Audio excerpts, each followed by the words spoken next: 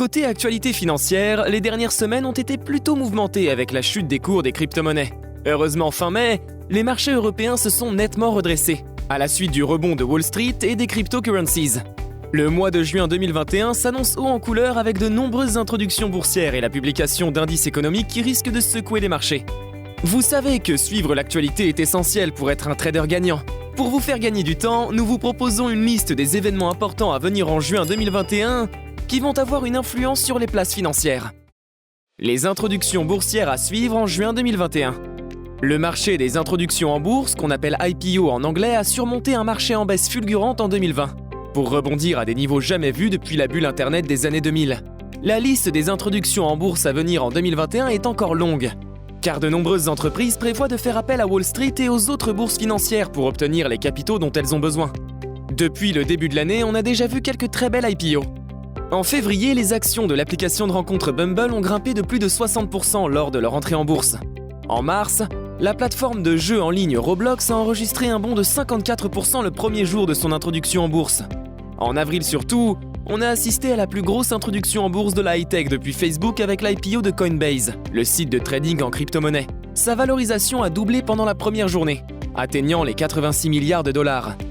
Se tenir informé des introductions boursières à venir est donc non seulement un bon indicateur des tendances du marché, mais peut également offrir un retour sur investissement très intéressant. Nous vous en avons sélectionné 3.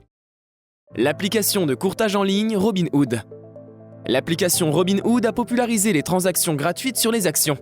Elle a annoncé son entrée en bourse imminente. Toutes les informations ne sont pas encore officielles, mais Bloomberg affirme qu'elle va avoir lieu à la fin du mois de juin. Selon la presse, la valorisation boursière de Robinhood pourrait atteindre 40 milliards de dollars. Il s'agit d'une des IPO les plus attendues de 2021, donc il vaut vraiment la peine de suivre l'avancement de ce dossier. La solution de distribution et marketing pour les artistes Believe. Le groupe français Believe a été fondé en 2005 et emploie 1500 personnes dans le monde. Believe aide les musiciens et les labels à s'imposer sur le nouveau marché du streaming musical. L'entreprise va s'introduire à la Bourse de Paris en quête de capitaux pour financer son ambition mondiale. Ils espèrent lever 500 millions d'euros sur le marché grâce à une valorisation à 2 milliards d'euros. Parts Holding Europe.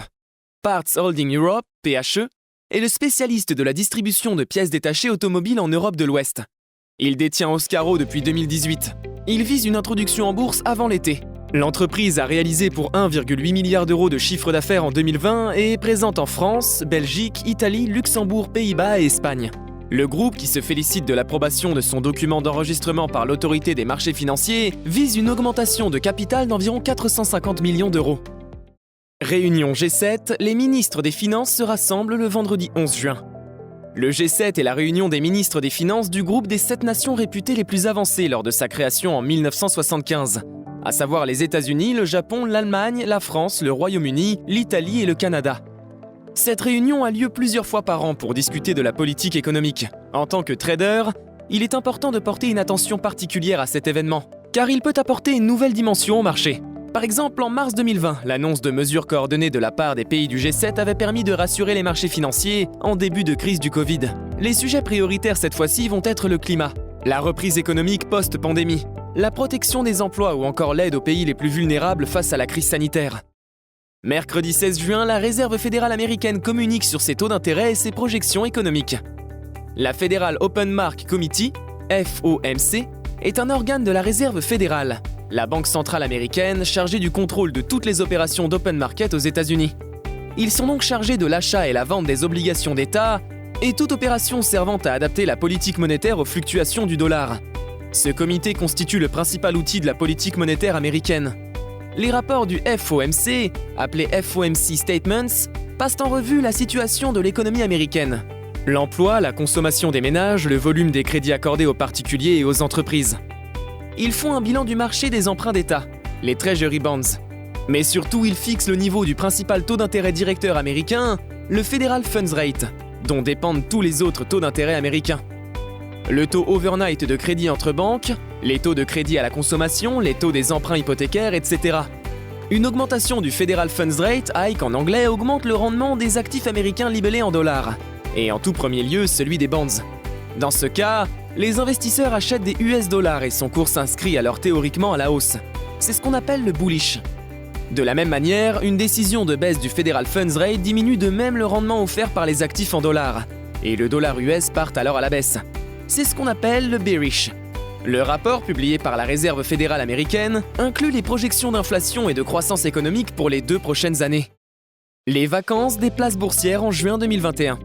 La fête des bateaux dragons, le Dragon Boat Festival, est une fête importante du calendrier chinois. Elle a lieu cette année le 14 juin et entraîne la fermeture des bourses en Chine, à Taïwan et à Hong Kong.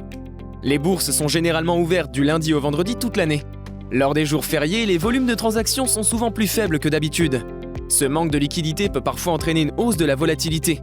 Il est donc toujours important de se tenir informé des jours de fermeture des marchés autour du monde. D'autres événements sont à garder en mémoire pour faire du trading en juin 2021. Les événements sportifs. Si vous voulez pratiquer du sport trading, voilà quelques événements sportifs importants du mois de juin. Roland Garros se poursuit avec sa finale le 13 juin.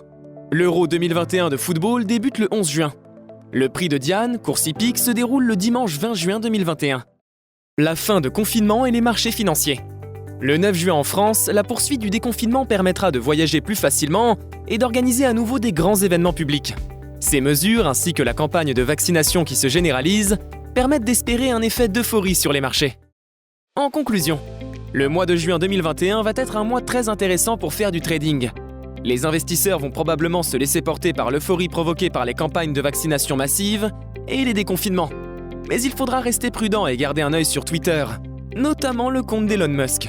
Car le krach des crypto-monnaies en mai 2021 n'a pas fini de secouer les marchés et montre que la vigilance est de mise lorsqu'on investit sur les marchés financiers.